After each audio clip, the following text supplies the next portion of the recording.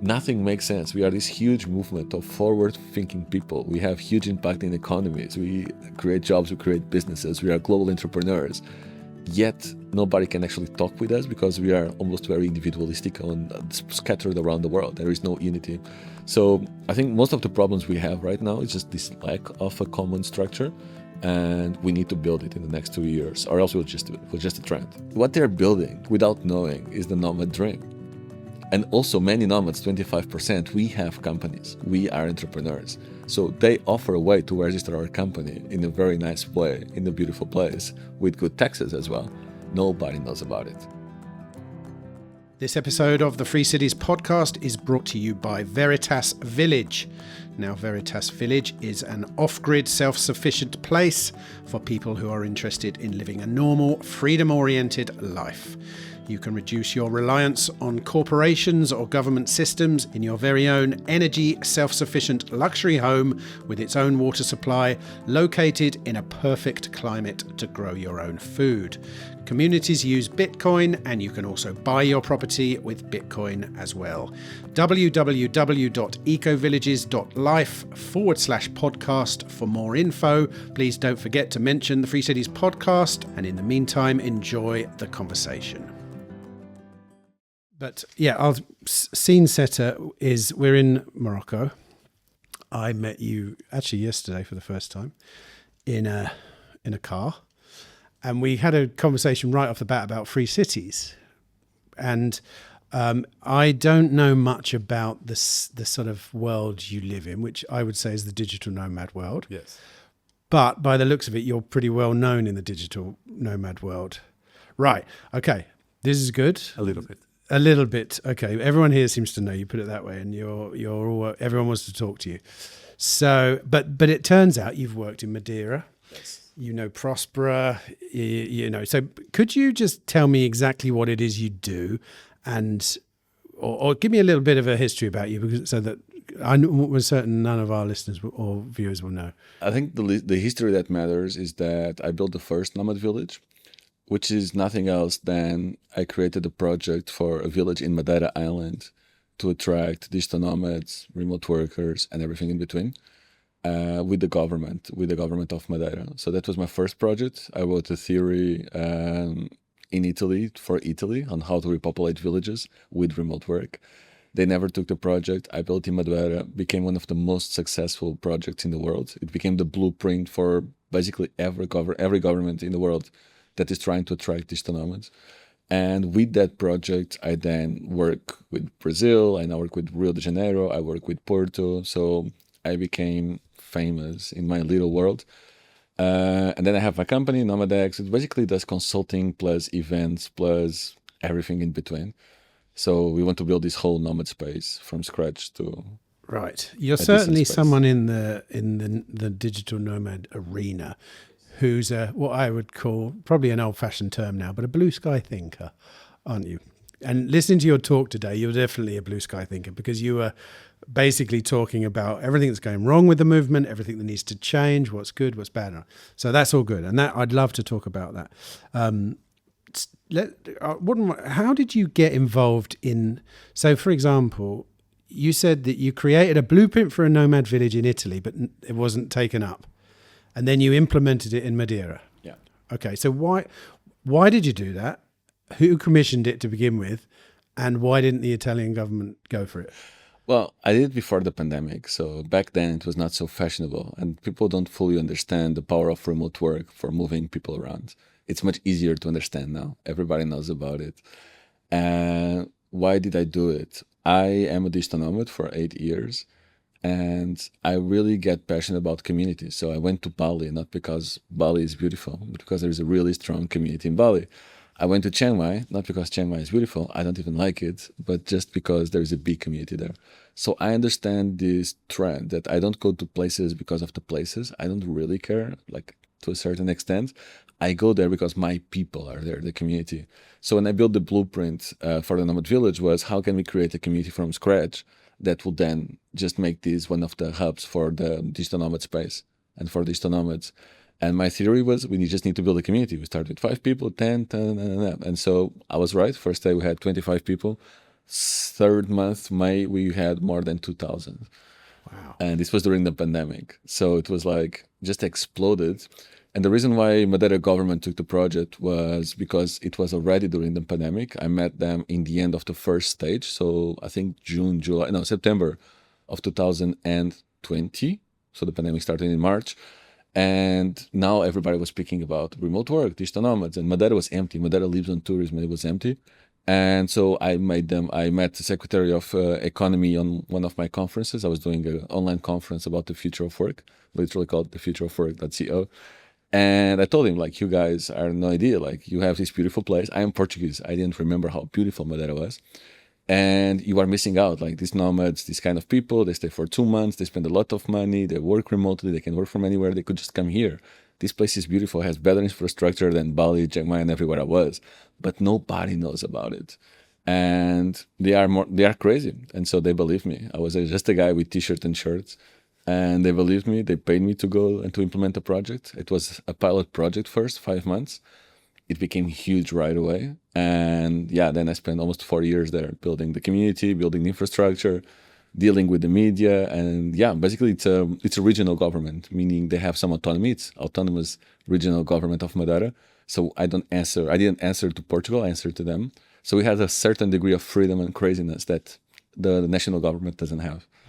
Yeah, Peter Young, our CEO of the Free Cities Foundation, was involved in Free Madeira. And it was quite easy for them to get access to the highest people in the island. They went pretty much straight to the top. And they went on a couple of trips out there. Peter said it was very funny. It was very DIY what was going on. But you obviously know the Free Madeira a lot as well. Let's talk about the community there, though, and what was actually built. What was the digital nomad? What was the Nomad Village? I mean, what is a Nomad Village? I don't think I've ever been to one anyway. Well, I created it, so there are not many, but the whole idea is it's a community above everything. So in terms of infrastructure, we just used an empty room from a cultural center that was already there, and we built a co-working space. That's a co-working space, it's an event space, it's a hub, it's like a HQ for the community. And that was it. We didn't build anything else. Everything we did then was with the locals. So we did workshops for the accommodations, hotels, Airbnbs, on how to welcome nomads. We did workshops for the restaurants because 25% are vegetarian or vegan, on how to cook vegan food and vegetarian food. And we had the nomads going there and helping them out into adapting the recipes because they never cook a vegan food in their lives. So it was much more about adapting everything that was there to our community. And with them, with the community manager full time, with building events every day, we built one of the strongest communities in this space. Up till today, I'm not there; it's still running. So it got so strong that it doesn't need my leadership anymore to be there and to run. We have community managers, NGOs were created to manage everything. I don't have to do anything. But basically, we just took over a village that was there that was super seasonal in terms of tourism, that had some infrastructure in terms of accommodation, etc. We built a co-working space, but we built a new society above everything. So daily events, we built the biggest party in Madeira, is still ours, the Purple Friday, 600 people every Friday. The biggest what, party? Yeah. So yeah, what did you call it? Purple Friday. So it's because it's a sunset party, it's a sunset event. We go from 8 to 11:30 only. And it's in this hotel, 4-star hotel in front of the ocean, the best electronic music in the world, guys that played everywhere that you can imagine, go and there and play. It's a free event, invitation list, and we divide half locals, half nomads always. So it's by guest list, and it's massive. And it became a meeting point, and it just became the blueprint and the event for the whole island somehow. I expected it to be a workshop, ended up being a party. So you didn't actually own, or the village doesn't own anything? Zero. Everything is from the people. Now that's interesting, because the reason that I wanted to talk to you is because we had a really fascinating conversation in the car for 3 hours about everything that you think Próspera is doing wrong. Because, yes. And I'm definitely on your side about the fact that I think Próspera's PR campaign is I suppose let's call it suboptimal. Yeah. I wouldn't necessarily say I'd do a better job. I'm almost certain you would. But let's talk about that, because Próspera is within the Free Cities sort of ecosystem, is one of the flagship projects. obviously, because it's so ahead of its time, it's going to be taking the flak for all the problems that could ever arise are probably going to be seen in Próspera first. And we are now seeing that. So, I mean, everyone that listens to this pod understands that the Honduran government are now rescinding the law, which allows the ZAs to be there. And what everyone probably knows as well is that Próspera has been used as a bit of a punching bag politically for quite a few years now, and it's become a very contentious place within Honduras. Apparently, I mean, I'm not even 100% sure that, for starters, most people know what it is. But if you were to go to YouTube and type in Próspera, you'll see a number of videos now. Most of them come in on the controversy edge. So, and that's what I'm going on. And that doesn't necessarily mean Hondurans. These are the outsiders that go and visit. And as far as, Próspera goes, really PR is one of their major sources of basically retaliation is the wrong word, but just, they need very strong PR because it's really a battle of PR. So tell me, firstly, what you know about it. And what do you know about Próspera so far? So I've learned about Próspera through one of these videos. So it's around MySpace. So I heard about it before around the network state, network and people, but I never have actually dig deeper into it until 1.5 months ago. And when I learned about it was because of the Yes Theory video. I love Yes Theory. I follow their videos. They did a very good video about it. They try to do the pros and the cons, and they figure out that it's very hard to figure out the cons. It's a lot of PR problems. It's not necessarily a structural problem of Próspera. And with that, I just started to dig deeper. And somehow the head of growth contacted me at the same time. And so I started speaking with them. So I had some calls with them. I will go there in the near future as well. So I'll be there and I will be doing something. I want to learn more. I want to be there. I want to help them out with my experience. And so that's everything I know. I know that what they're trying to do, I think it's a moonshot. I think it's incredible. I know the impact they have, the positive, the possible negative. And I went through the same. So I understand their challenges. I was not in Central America. I was in Europe. But I was in the middle of the storm against digital nomads in Europe. When we start to see signs in Barcelona and Lisbon against digital nomads, I received death threats on Twitter from the left wing in Portugal and many people from the left wing about my work. And so I fully understand what they're going through it. It's different. It's a different project. I think their project is much more incredible because, like you mentioned, I have no ownership about the village we built in Madeira. I have nothing. So I was a consultant. I built it. And once the government said, well, it's done, we don't need you anymore. We don't need you anymore. Goodbye. Próspera is different. Próspera will stay there because they're building it. It's from us, by us. And I think that's very, very powerful. So it gets me very excited. And I definitely, once I was studying it, I understood all the challenges. I started to ask questions. I saw all the videos that you could see. I saw all the marketing, all the podcasts.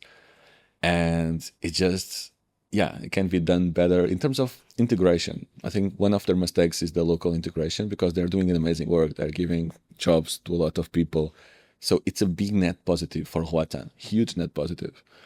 They just create jobs. They are bringing innovation to a place where innovation was not happening. Roatan was mostly, they would just receive cruise ships, some tourists, but it was not huge. I never heard about it before, actually learned about Próspera. And now Roatan is in the mouth of the world. It's attracting a different kind of tourist. It's creating conferences, events, and trying to create something from scratch. We saw in Madeira that the economic and social impact it can have, it's huge. But we also saw that it will backfire sooner or later. So you have to protect yourself for the future when it will backfire, like it's backfiring now, like it backfired with us. And when we had a strong backfire in Portugal, what happened is that we had protection. And our protection was first the locals. The locals were the first ones to say, no, this is good for us. This is business.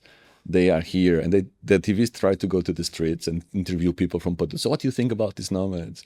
Like, they are amazing. I really like them. Oh, but are they rising the prices of the houses? No, they stay on Airbnbs. Not really. It's okay.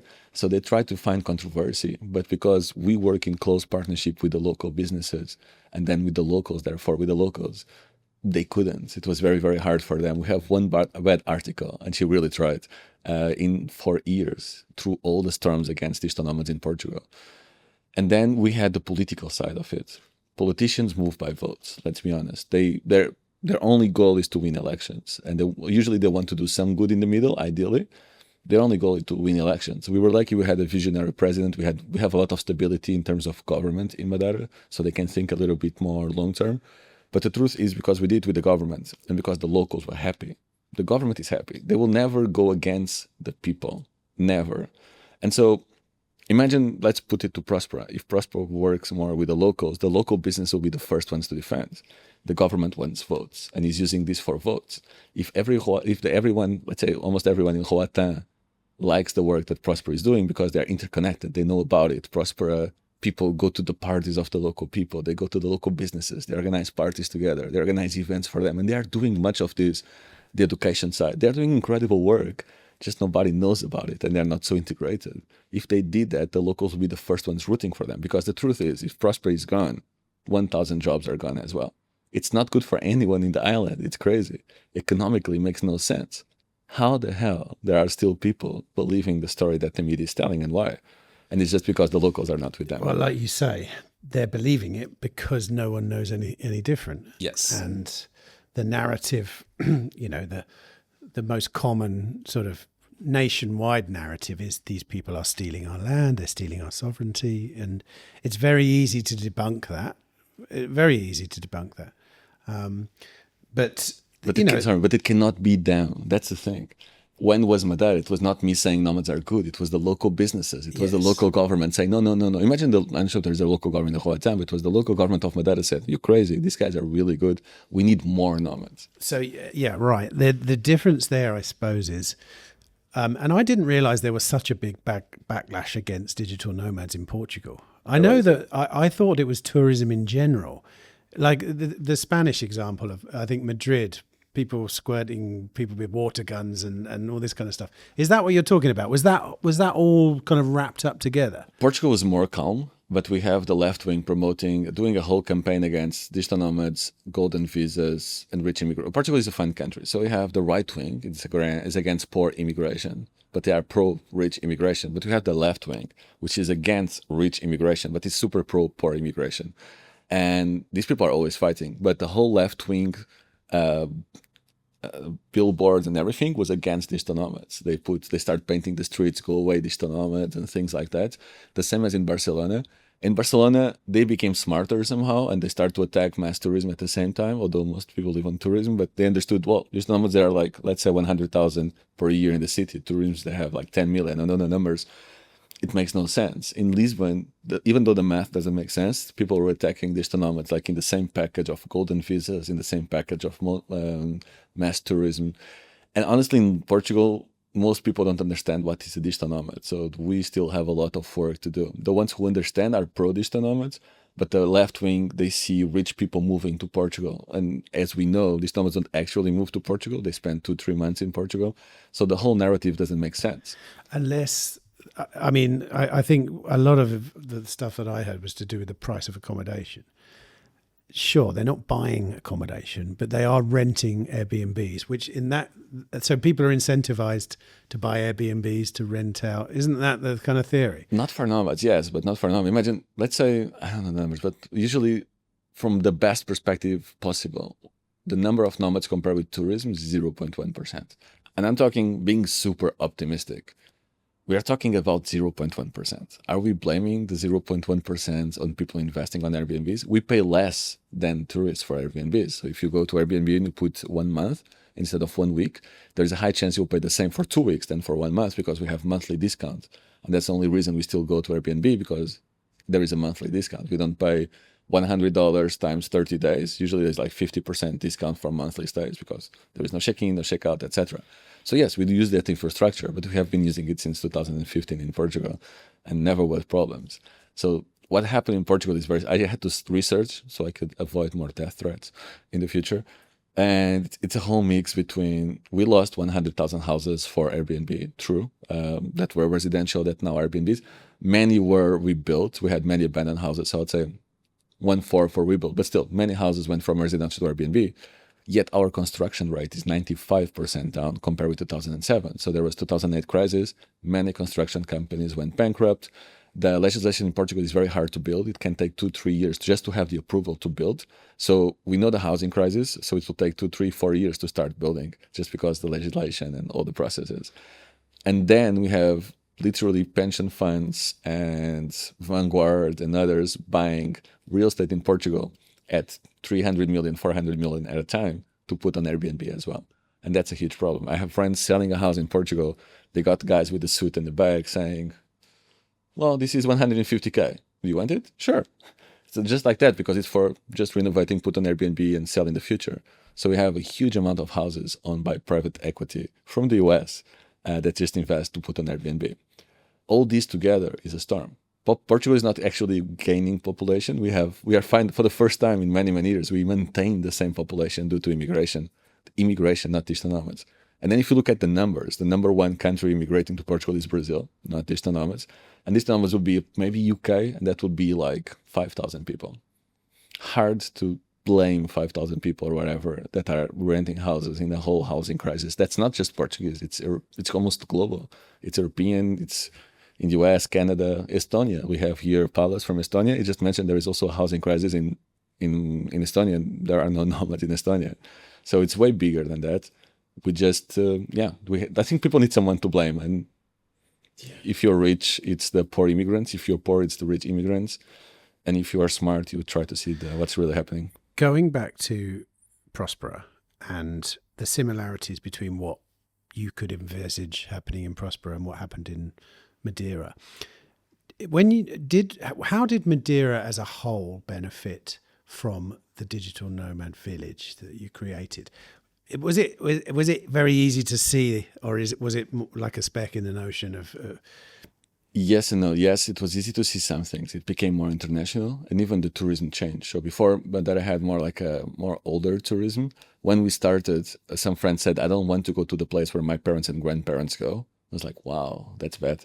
And now it's not like that anymore. Now we have a lot of young tourism. So even the demographics of the tourism change with this process.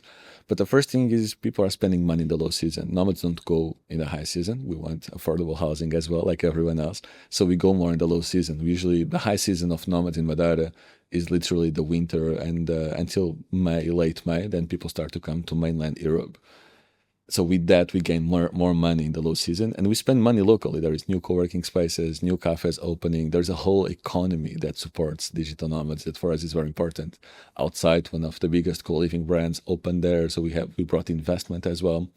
What's really cool is that Deloitte, from all people, that they don't really love remote work, but they released a report on what happened with investments in Madeira. And we raised on almost 80% the number of new tech companies registered in Madeira on the time of the project. Because you go there 1 month and you learn about it, but then you learn that's actually a very good place to start a business. The taxes are as low as 5% if you invest there. There are some conditions.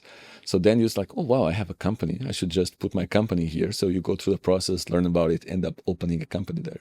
So we actually brought a lot of visibility to this that already existed, but then people started to learn about it when they were there, ended up opening massive companies there. We attracted millions in taxes because we moved companies there as well. And what's happening now is that, yes, some people bought houses, which is really cool, but we have so many people now wanting to start more startups. We have a whole Bitcoin community and crypto community just exploding and trying to do things there. It kind of became an innovation hub, which was not. Before we had locals from Madeira leaving Madeira, looking for this social dynamic. They go to Lisbon, they go to Berlin, and now they are coming back because they can find it in Madeira. I have, in Purple Fridays, ironically, I have so many people coming to me and thank me because they came back to Madeira, because Madeira is now an international hub. Like they can meet people from all over the world. So it goes everything. It goes from the investment side to the money in the economy, to new people, international people, to even the locals wanting to come back after immigrating because now Madeira is interesting to live. And you can see a similar model could work in Próspera. 100%. Próspera is even better in theory. That's why I'm so excited for Próspera. when I learned about it is that they are actually building. They can do everything from scratch. Like I cannot control the quality of Airbnbs in the market. They can control the quality of accommodation.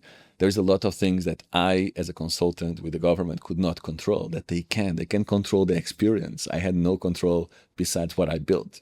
They can literally do everything from scratch. They have a beautiful place. They have buildings that they can build. They can build from scratch. Yes, it's a challenge. The timelines are much bigger, but you can build everything from scratch. So everything can work the same. And the secret sauce is both the local context. You need to integrate, or else it's us against them. You will never win that battle with the locals, ever. You need to be part of them, whatever it takes. And that can be by organizing events with them in their place, going to their parties and being part of them. But it's also bringing them to the space. One of the problems I think that sets Próspera apart from Madeira is that you have this kind of neo-colonialism angle, which is very difficult, a very difficult one, actually. Yes. I think with Madeira, you're seeing Europeans move to Europe on the whole, Yeah. or even South Americans coming to Europe. You know, people don't really see it through that lens. And take, you know, Próspera has a village right next door, Crawfish Rock, it's called. It's a little fishing village. And it's almost, I would say it's impossible not to piss some people off there. That is impossible.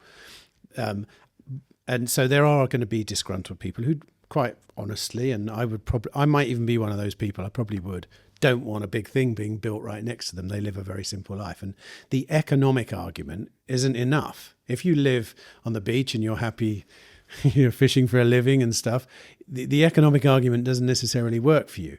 It might, and I think for a lot of people it has. But when you see journalists come into Roatan, they always go to Crawfish Rock.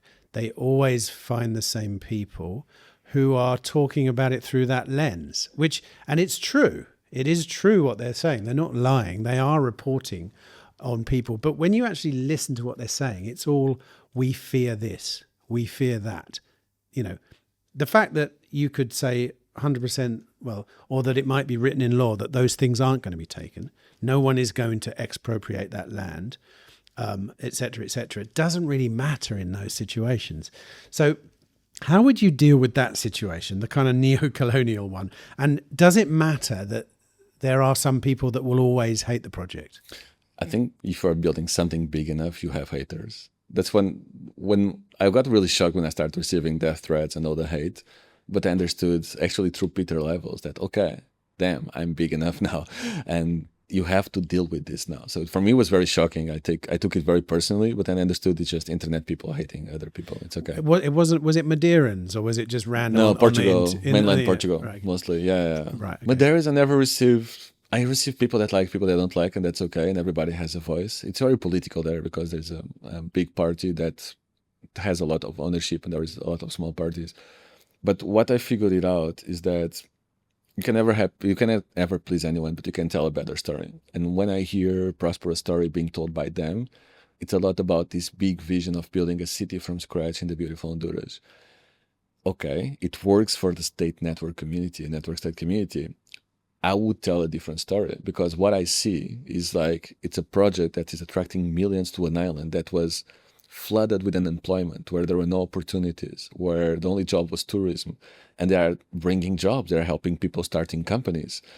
That's a much better story to tell. I was thinking this morning about this, and it's a lot why when the factory opened in the rural Portugal, and they need people they need to hire people, let's say 1,000 jobs, which is the case in Próspera. They have to go through a whole PR saying they are good, even if they are polluting the rivers, even if they have to do a whole PR. We are good because we are attracting jobs. And it's a lot of that. They need to build a better story. And I think the story is not, we are building a startup city in this beautiful island. I think that's scary. I think a better story is we are bringing the best people in the world to this island.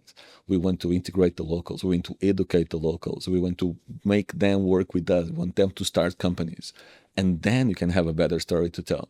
I think I understand that for a certain part of the community, that's very interesting to hear this big vision. I think for the world, what the world needs to hear is what they're actually doing, which is so much better than the story they are telling. They're literally bringing millions for that island. They are bringing jobs for that island that it's it needs jobs. Like Honduras is in deep economic crap right now. And yet the story that comes out of it is this big city, these millionaires are trying to take over Roatan. So the funny thing is, because I visited Roatan, early on, and I never heard the story that it was a startup city being built. I mean, this is pure hearsay anecdote, but I get the sense that it may even be that it's the people reporting on it that are saying that. Even the people that are pro Próspera. I remember one of the first first times I saw anyone reporting on it. It was Reason magazine, which is a libertarian magazine, and they were sort of reporting on it as a libertarian utopia, which sounds quite good to libertarians, because it kind of is. That there's a libertarian ethos behind Próspera. Yes. But that itself then creates all this extra media, which is libertarian utopia. Like, if you're not a libertarian utopia sounds like a complete nightmare. And if you're a communist, it sounds like a terrible idea. but like, how do you expect to deal with that kind of stuff? Because I was a journalist for many years, and journalists love a good hook.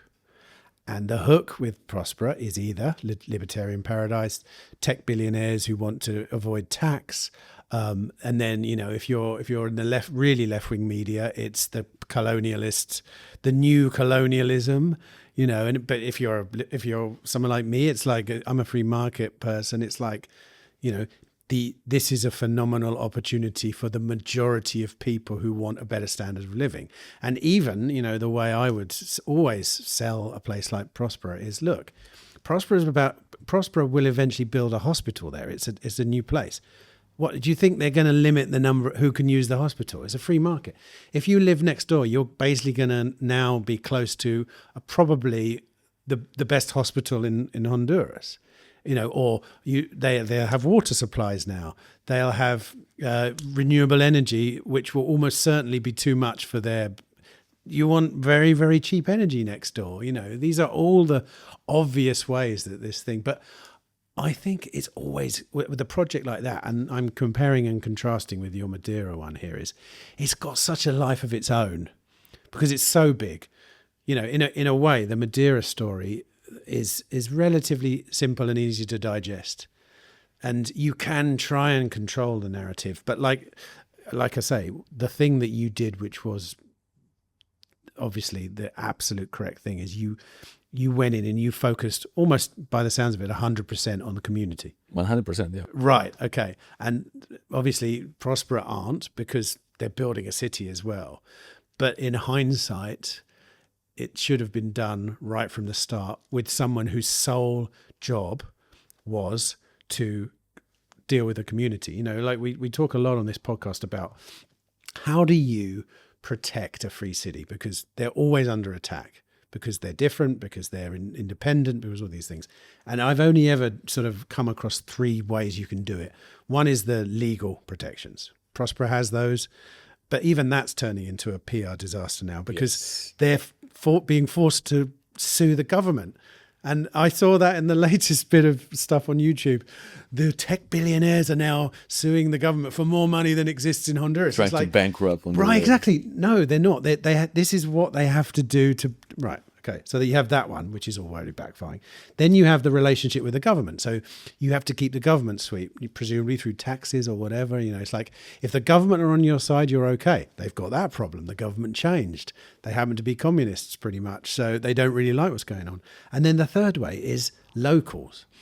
And after talking to you, I've realized the locals and the government one are one and the same in a way, because if the locals are cheering for this place, then probably by default, the government will. Of course, it's jobs, man. It's like, it's the core basics of humanity, and it's the core basics of government. So what really matters is the locals. Now looking back, we were protected because the locals were with us and the government was with us. And ironically, the local government, so we had the local government from Ponta do Sol and we had the regional government. The local government was from a different party, so they were not really with us, but they were also not against us because they benefit massively from it. But they also were opposition from the government, and so we had some local problems with the government, with the local government. But because we were protected by the regional government, we were protected by the media, we were protected by the locals, and we spoke always first with the local businesses. So what I understood as well is that it's not me going to speak with the person in the street.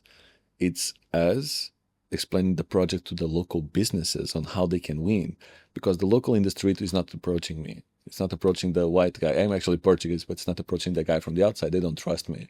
They're approaching the person from the cafe. They're approaching the person that is delivering the water. And they are the ones telling my story to them. They are the real opinion makers. So the first thing we did, not even knowing, was actually we did all these workshops for the local businesses. We invited them for cocktails. This is what we're doing. This is how you can make money out of it. This is how you can adapt. This is what we need and we don't have in Madeira, like the case of the vegan, vegetarian food and everything. And then, really, then vegan restaurants opened up. Dude, we have an incredible restaurant called Steak and Sun, which is in the center of Ponta do Sol. They have now some of the best vegan foods in the whole island. And so you told them, look, a wave of vegans might be coming here. I suggest you open a vegan restaurant. And they did. And no, it's a steakhouse that now has 25% of the menu is vegan. Dude, it's a steakhouse. They have like a tomahawk.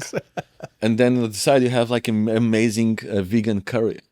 Really? They adapted because they are smart. They are business people. They open a restaurant. And so they understood the opportunity. And so when Nomads started coming, they adapted right away. And they understood. And they are still to today, they are our biggest defensors with everyone in the community. And it goes up to the politicians, because the politicians will go to the local businesses. How are things? What can we do better? Oh, we love the Nomads. Okay, we don't touch that.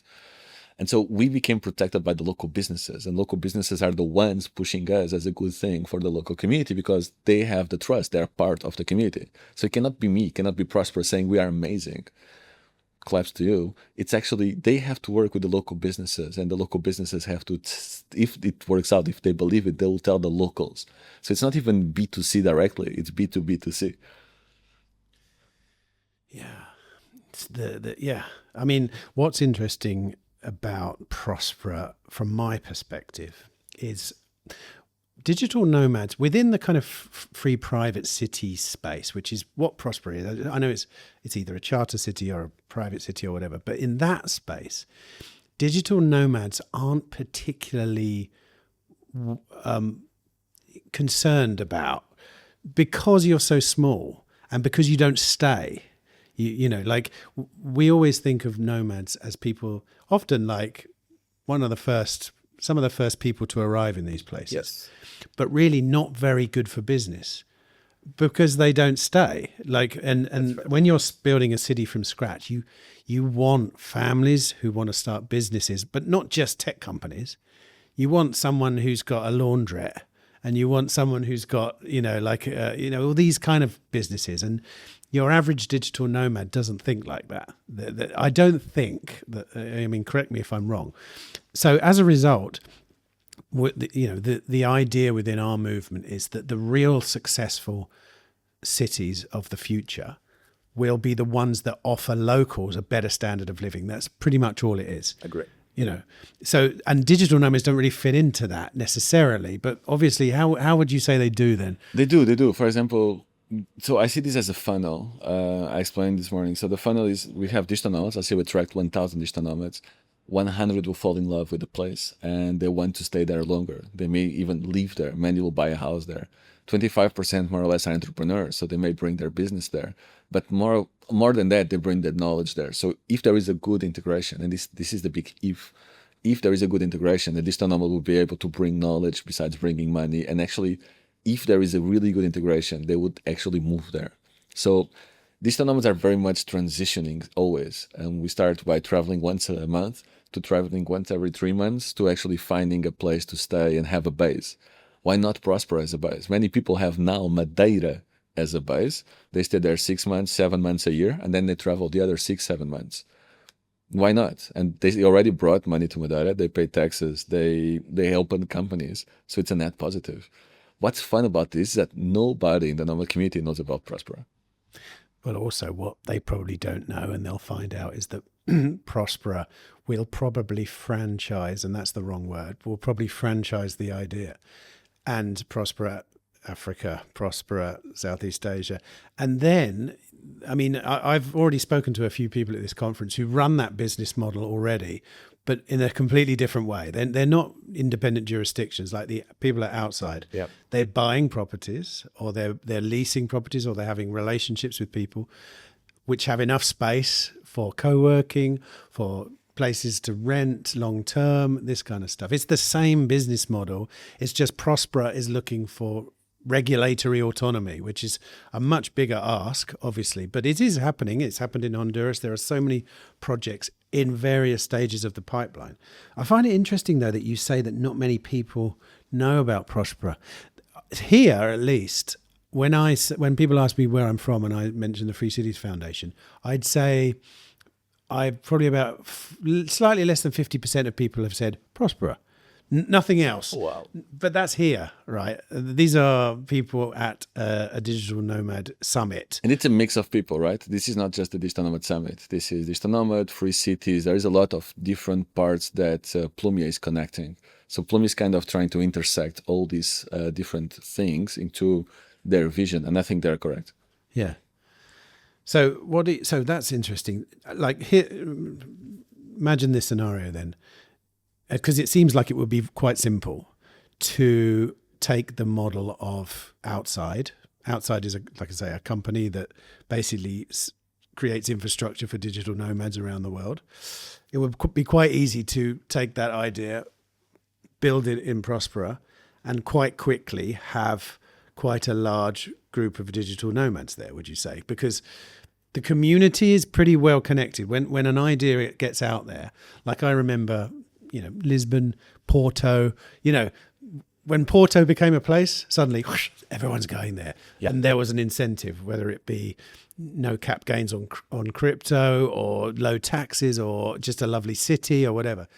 It happens quite quickly. Is that correct? Yes, it doesn't need outside though. Outside is a co-living space. Sure. So outside will I help. mean, the model, the idea. No, it's interesting because it's a flag. So outside came to Madeira 2.0 do Sol. Actually, they opened there after almost 1 year and a half, 2 years of our project. They opened there. Right. What So gives they were a us- result of... They are legitimacy. So I'm building a village, so to say, and suddenly outside comes and invests. Like that's good for me. Yeah. When we have travel groups coming, like Nomad Collective, and they come and they organize something there, it's good for me because it's bringing more people. But it's also one person that comes will speak with 30 people about it at least, right?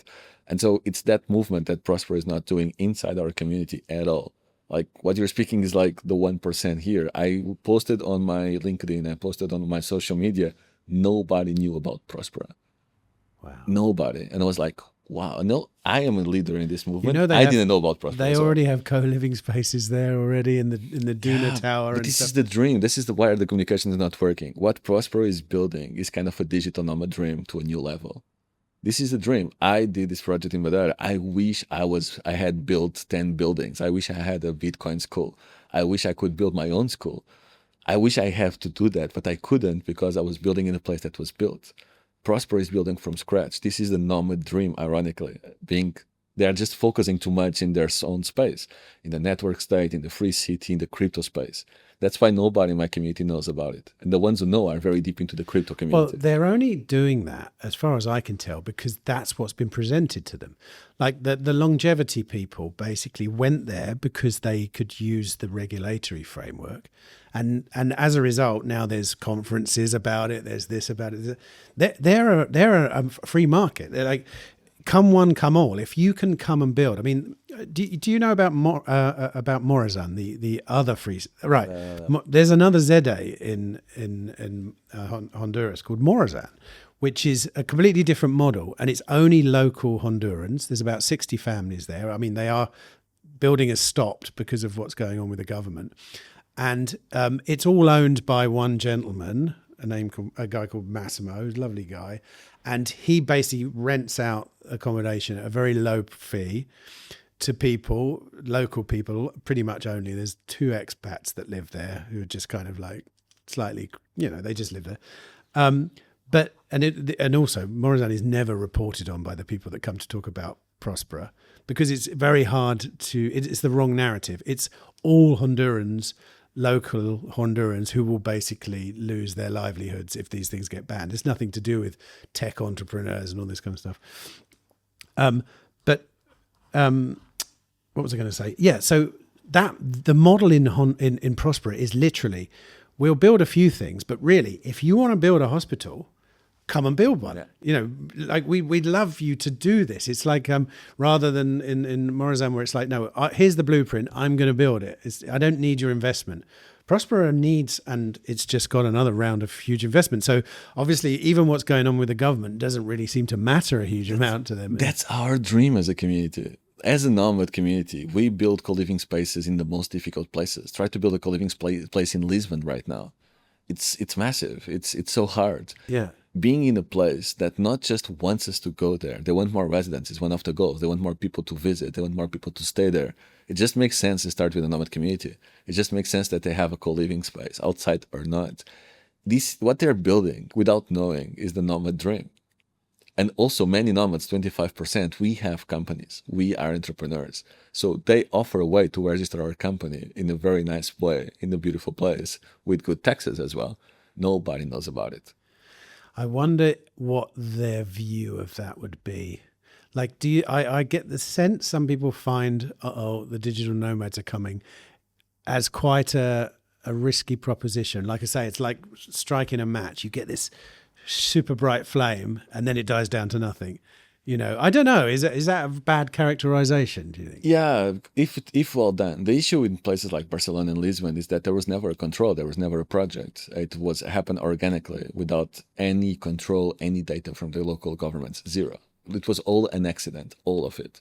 So what we did in Madeira is we have data, so we could refute whatever you were talking about us. We have the numbers. And Próspera has the data as well. And so it's not like that. I wish it was like that. I'll not have a job working with governments, but it's very, very hard to attract digital nomads to a place because we move between communities. It's not about your marketing campaign. It's not about your video. Do you have a community I want to belong to? That's the real question. Próspera has incredible people. Nobody knows who is there, at least, let's say in public. Nobody knows who is there. I don't know who is building there. I don't know who is living there. You don't? No, imagine if I want to see, so when we did Madeira, one of the biggest things we do on the Nomad side was showing who is coming, having interviews with people coming here, showing up. How did you get people to go there, though? I just posted on LinkedIn, honestly. Really? Yeah, the first 25 people I posted on LinkedIn, I was in the remote work space. Lovely place, no, cheap. I'm building a community for us. I'm building a community from us to us. I'm building a nomad community from scratch. We have a free co-working space. We'll do events from day one. And if you care about community, this is the place that you should join from scratch. Gosh, there's so much potential in Próspera. You haven't been there exactly. yet, No, I go in a couple of months. It's got everything you could possibly need. I know. And also the opportunity to build what you haven't got quite quickly. The Duna Tower, because they have power over the regulatory framework, they don't have to wait months and months and months before they, get the government to say you can't do this, and then they have to change the plans, and then they can choose the plans that suit the place. It's a nomad entrepreneur dream, and we want to be with people like us. So right now the nomads are 25% entrepreneurs, 75% employees, more or less. The entrepreneurs want to hang out with other entrepreneurs. It just got more difficult because there are 75 employees. So many of us are builders. We want to build big things. A place like Próspera that attracts entrepreneurs by default, it's an incredible place in terms of community for us to be. But if you look for a video in any place you have in the nomad community, you'll see a day in the life in Madeira, a day in the life in Bali, whatever. You don't have that in Próspera. I was researching for 1 month. I still don't know how it is to live there. There is nothing like that. So if they want to attract people to leave, to stay, even as a nomad for 2-3 months, the first thing I want to know, besides the accommodation that looks amazing, like nothing to say there, is who is there? Who will I meet? How is my day? Where is the gym? How do I do shopping? There is zero information about that. I'm researching. I'm going there soon. I'm anxious. I'm going with my family. I have a baby daughter of 2 years old, and my wife. I tell them, we need to go. This is incredible. Yet, when they ask me questions, where do we go shopping? I was like, I don't know. What is a day in the life there? I don't know. And those are the simple questions that anyone thinking about going there 2 months will ask. And if they don't have the information, they will just not go. Well, and also it isn't necessary. It's not like Bali or Madeira. The island is lovely and that you can dive coral reefs off the beach. But yeah, the Próspera itself is, as you can imagine, a very early stage project. you have to drive out of Próspera if you want to go and do anything really. There are now things happening in Próspera, but I mean, I was about to say they don't seem to have a cohesive plan going forward, but they almost certainly do. That's me just not noticing it. But certainly from a PR perspective, I think it's fair to say there wasn't a cohesive plan from the beginning. Even marketing, not just PR. We're talking about PR, more marketing wise. But maybe they weren't wanting to market to digital nomads. I don't know. Maybe. No, we are talking now. So as if they didn't, now they do. Now they do. Sure, yeah. But that's what I mean. Back in the day, imagine the process of thinking this thing up, getting the legal framework, getting this, getting that. You have ideas about what you think's going to happen. The truth is, I think probably people thought, well, look, if we go too far down the digital nomad route, we get labelled with being a colonialist nightmare. Because even though there are, in the constitution, you have to employ at least X number of Hondurans, and I think, who knows what was going through their minds. I mean, when you lay out the plan now, and in similar terms that happened in Madeira, I think, do it.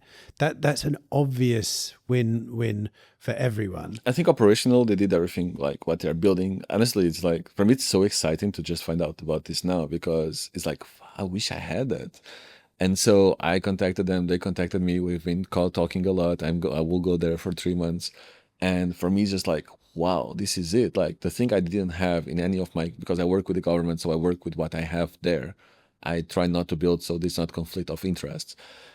I wish I had that anywhere. Like, give me a place that I can build from scratch and I can design it and I can attract entrepreneurs. I will have a party there because I know how to attract people. So my opinion is that Próspera is an incredible project. Logistically, operationally, they're doing a lot of incredible stuff I couldn't do at all.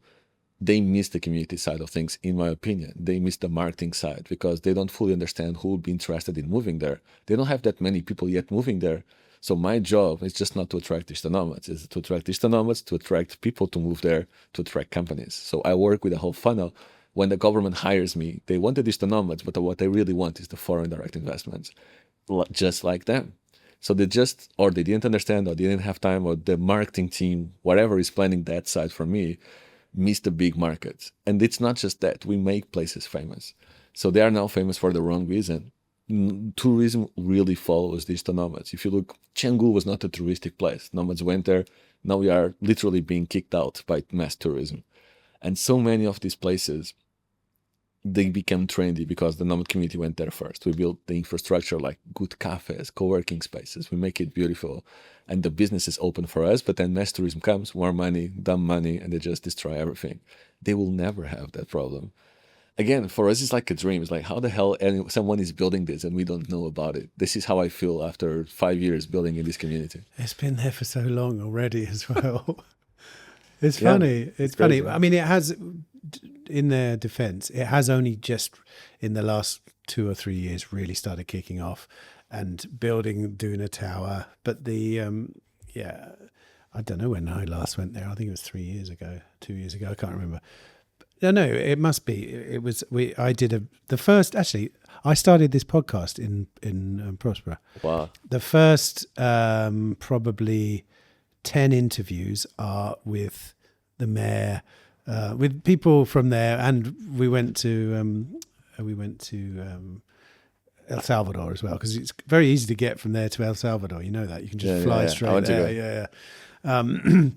But yeah, so that, and this podcast has been going over 2 years now. So yeah, it was 2 years ago. Yeah, and it was, it's funny. I think they did half of the job is incredible. What they did is incredibly done. They just miss the whole social side of it.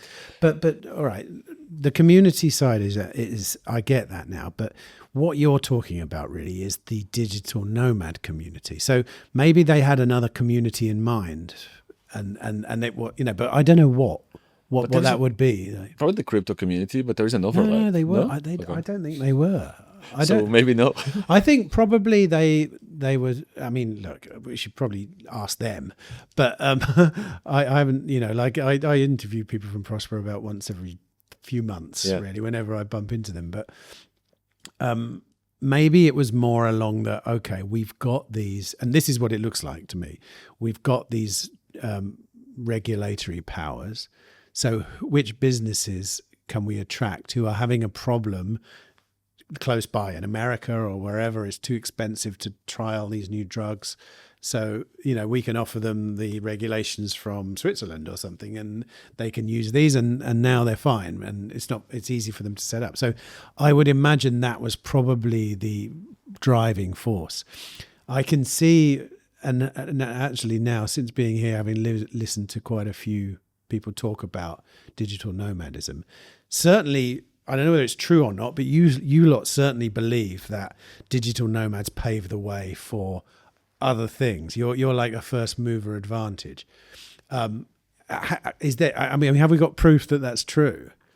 Everywhere, like the Lisbon was not famous before digital nomads. Lisbon, there was an accident basically that digital nomads started to come into. Sorry to butt in, but has Lisbon's but Lisbon's always been known about. I mean, I've known about Lisbon. Is like you heard about it. There was no tourists in 2014. Really? Yeah. What actually opened the tourism? Well, we started to come to Portugal. The Nomad community, in 2014, 15, and around 16, tourism started to grow slowly, and then just exploded 18.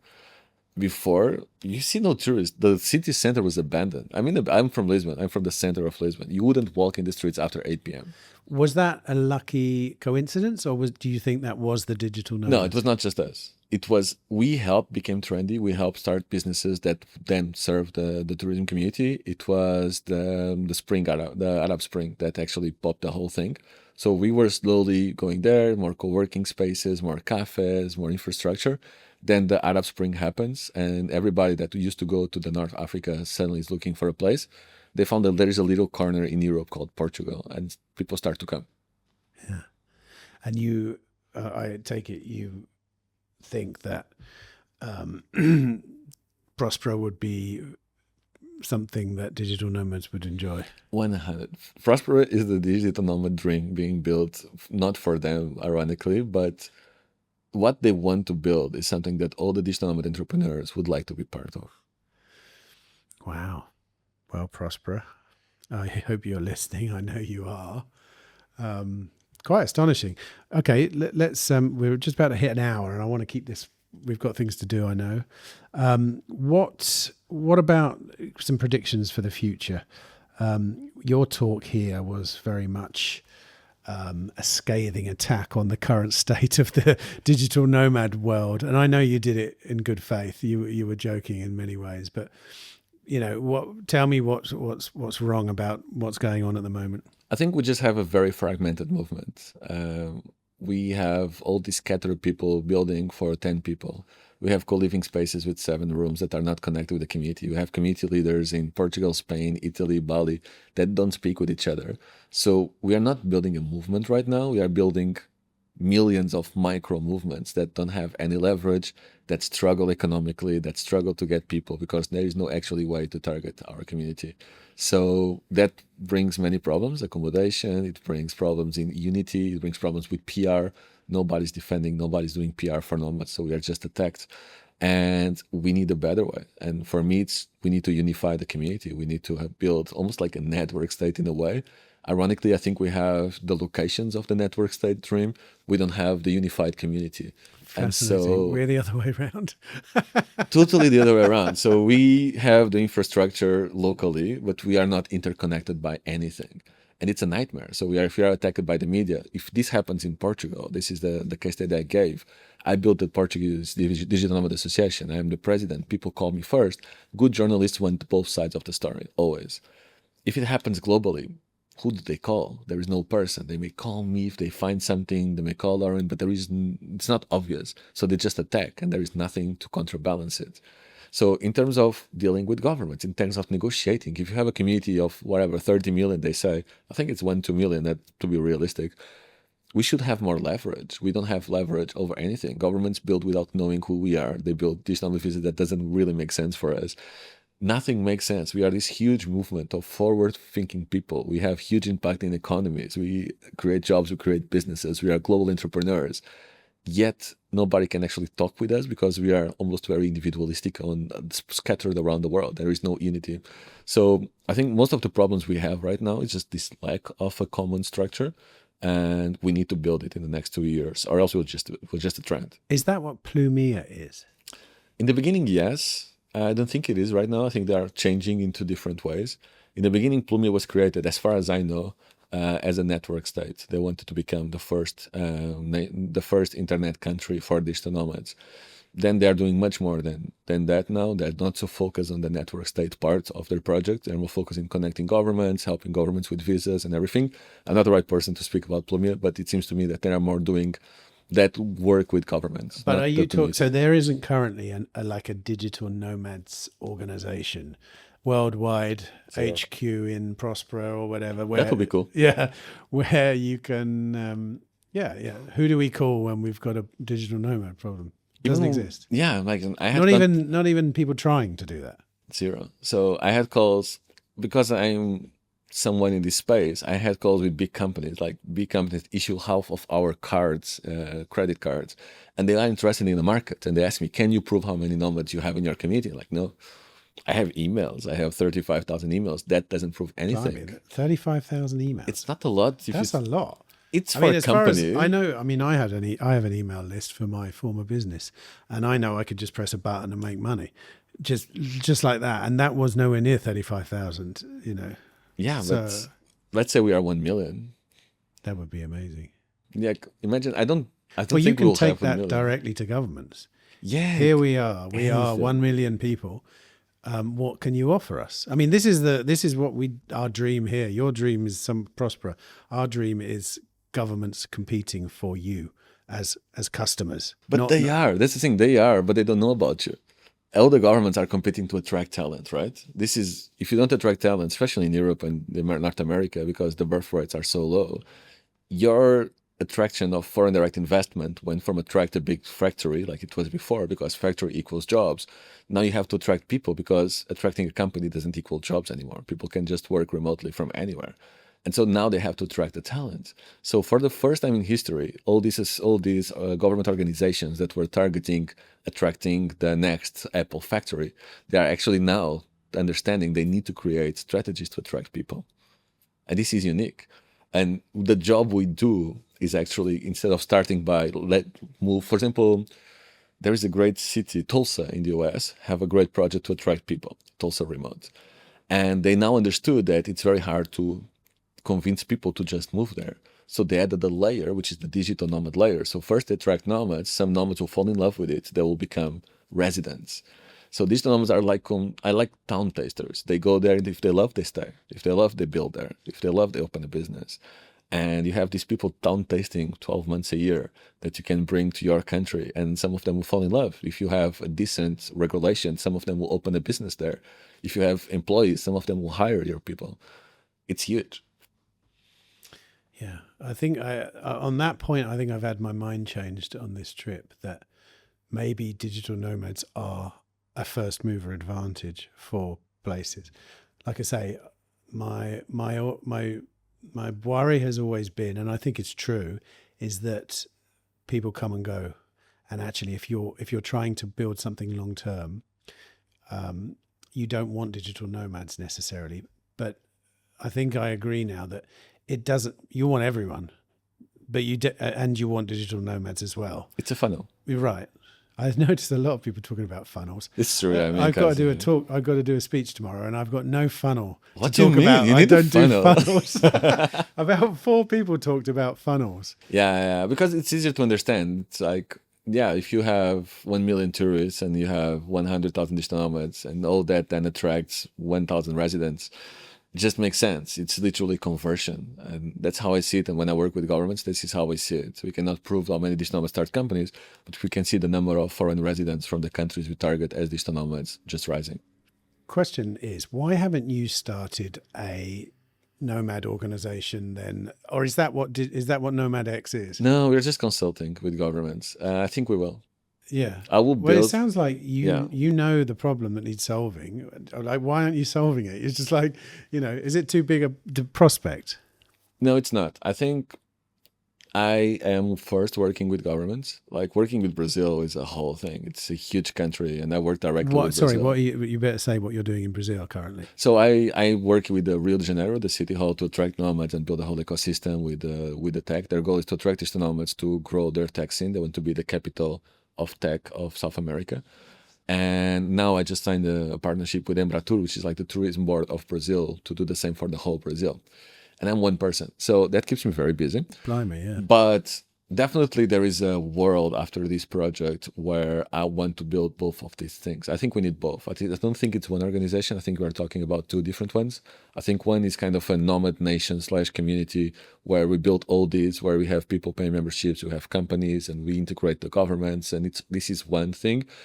And I think we need an NGO to have all the rest. And today was people approached me about that. I had this conversation 1 year ago.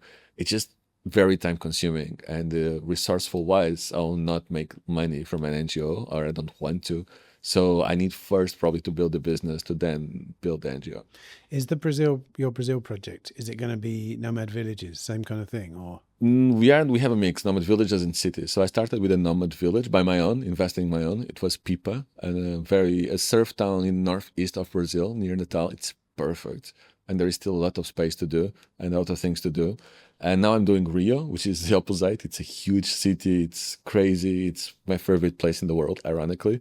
And we have a country that is huge, that is beautiful, that wants different projects, that wants international people.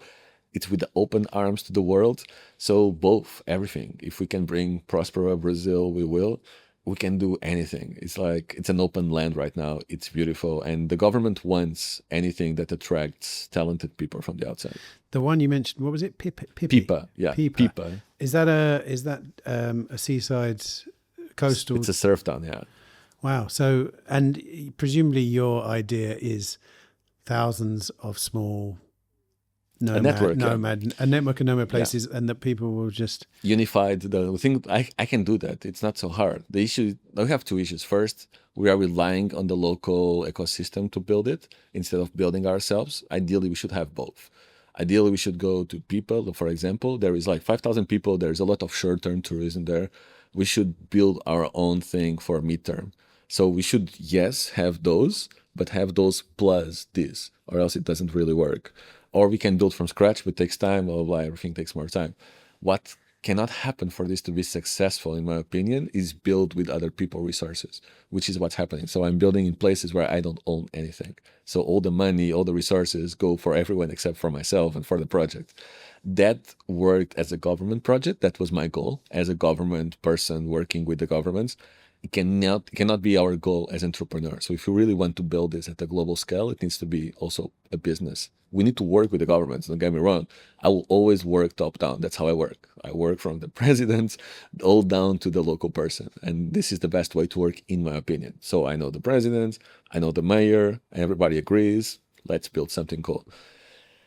Yeah, I think there is so much space to build both. I just never connected with the resources to build it as a private sector. And I think Próspera has that I never had. Yeah, 100%.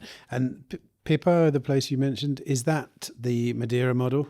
Yes, but by myself. So I wanted to prove to everyone in South America that's not just Europe, that's possible to do in South America. Because Brazil has this reputation of being very dangerous, which is not true for Pipa. Actually, you can walk around with your laptop in your hand. Nothing will happen to you. And so I wanted to prove that Brazil is ready to welcome these nomads. And this started by myself. I had this belief. Portuguese have a strong connection with Brazilians. And after I did that, I got lots of PR, lots of people. Then I received the calls from everyone else, from Rio, from Embratur, the City Tourism Board, the National Tourism Board. So now they understand what we can build there. And now it's much cooler. And how many people are in Pipa? Describe. What have you got there? So I have no infrastructure as a private business, which is the problem. We don't have an HQ like in Madeira. It's one of our defaults. We need the investment there to make something really cool. But we have per year like 5,000-7,000 people coming through different projects. Nomad Collective, we have our own. We did partnership with local accommodations. So they mostly come for 7 months a year, but it's not ideal yet. Right. So in the first instance, you've basically just used the network to say, right, we're all going to this place. Yeah. And people are going there. Yes. And they like it. They love it. Right. It's just, Próspera they'll love Próspera, especially if they're entrepreneurs. That's it. So you need to build trust. You need to build your community. And you build trust by saying the right things. Meaning, if I tell everybody to go to a place and it's not good, it's on me. You lose trust very fast as well. But I build trust because I will never promote a place I don't believe in. I will never promote Rio if I don't think Rio is amazing, even with all the problems that it has. I will never promote Pipa if I don't think Pipa is amazing. So there is no money that can buy my trust. And that's my resource. That's why I have people that when I say something, people actually go and people trust me. Why Pipa then? Why did you choose that place? Safe, Brazil, tropical, incredible weather, surf town, so there is many activities to do, incredible infrastructure, fast internet, cable internet, easy. You can walk everywhere. It's very walkable. It has accommodation. It's a lot of pousadas. It's just pousadas, so everything is a touristic village. So it's all pousadas basically. So you have. So what's a pousada? Pousada, sorry, it's a guest house kind of. Right. But Okay. with you can only build in 30% of the land. So if you have 10 by 10, you can only build on 30% of that. And so lots of nature, monkeys everywhere. It's really cool. So it's beautiful, has activities, has fast internet, has incredible restaurants. It's big enough to feel that you have an Italian restaurant, a Thai restaurant. It's small enough that you can walk everywhere. Wow. Okay. Well, look, I mean, there's never a better time than now to go to Próspera, I'd say. It's like they've got nothing to lose. I mean, it's like, what's that scene in Fight Club right at the end? It's like, you've met me at a tumultuous time in my life. You've met Próspera at a tumultuous time in its life. True. But what's fascinating is even with all that happening, it's moving ahead faster than normal, funnily enough. And maybe that's because people are like, I mean, the thing about Próspera is when you find out about Próspera, as long as you do a deep dive to understand it. I even have a friend in the UK who's very famously left-wing, who used to rally against the place without realizing it, went to visit and changed his view over a period of a week when he actually thought about what's happening there and what it's doing and how good it is and what the benefits are for literally 99% of people. There are always going to be people that don't benefit in a situation like that. But really it's hard to do a deep dive and decide that this is a bad thing. And we've been into the idea for a long time. Special economic zones are there's 6,000 of them around the world now. Countries are using them to boost their economies all over the place. Some work, some don't. But the idea will never die. And even if Próspera does have to change on account of the government, the actual idea behind it is still there, and it'll pop up somewhere else. And it is popping up in other places. There's lots of projects which are, obviously you imagine you have to talk to governments about these things. It's not an easy ask to go in and say, look, hi, love your country, but I'd like to build something that you don't necessarily have complete control over. Yeah, that one is hard. But if you think about building community first, it's much easier. If you go knock the doors of Brazil and say, well, there's this empty space next to the beach, nobody's there. Can I build from scratch there? I would say half of the local governments would tell you yes, because they need jobs, because they need economic development, because government is limited in the resources they have. They are limited on on how much and how fast they can implement things. So if there is a private investor that says we can build here an incredible community, that will work. If you tell me we also need a special economic zone, that's much harder, of course. But it can come together in some places. Well, no, but this is the point. I think there is the bottom up, build a city, and then get independence. And there is the approach from the independence, because this is a good thing for this city if we have independence. They both work, and plenty of people are doing it both ways at the moment. The goal in both ways is advantages for people that live there, better standard of living, more freedom, more abilities to be entrepreneurial. It's all good. It really is. It's incredible. It is. I understand the people against it, but once you, like you said, once you dig deep enough, and once you understand the economic impact, and once you understand how things move, and once you understand the number of jobs that you can create. You can literally make Roatan in 10 years one of the most incredible places in the world to be. Well, like you said, when you were talking about the reasons why you had a massive backlash in Portugal, unfortunately, one political side doesn't like the idea, and you know why, because the ideology doesn't allow it. And unfortunately, that ideology is more collective than it is individuals. And if it doesn't necessarily like to see individuals succeed, it wants to see all individuals succeed in exactly the same amount, which is always far less. And actually, I meet people like that all around the world. It's a big hurdle to get over, to think that some people might just be doing well in isolation. I'm from Portugal, man. You're preaching to the choir. Portugal is like that. Portugal is anti-entrepreneurs. Yeah. You should not build a business in Portugal, ironically. And I wish that was, because my business is in the US or is in Estonia, it's elsewhere. If you are an entrepreneur, people think you are stealing. That's the automatic thought. You are an entrepreneur, you must be stealing. Automatic. It's not like you must be giving jobs to people. It's not like you must be building something. No, you must be stealing. It's crazy. Yeah. Anyway, Gonçalo, thanks for coming.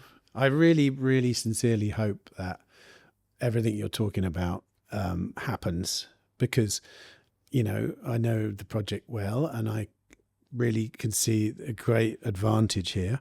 Like I say, I can't speak on behalf of Próspera, and maybe they look at that and go, actually, no, that's not what we want. But I can see pure benefit there for everyone, win-win-win. And your idea that community should be focused on 100% makes absolute sense. And now, all right, it's probably much more difficult to insert that kind of idea into something that's already had 3 years of or more of of PR. But everyone I know, we're always rooting for Próspera, because it's the project that it has the most attention and is the most cutting edge, other than maybe Morazán. But Morazán doesn't want to be in the limelight, quite rightly so. It's like they don't need investment, they don't need interest in it. They just want to provide good services for Honduras, But so, yeah, good luck with that. And thanks for chatting. And if there's anything we can do to help, obviously, Free Cities Foundation, this is what we do. You can anyone you need to know in that, we know most of them. So Beautiful. Thanks for coming in. Thank you for the invitation. It was super fun.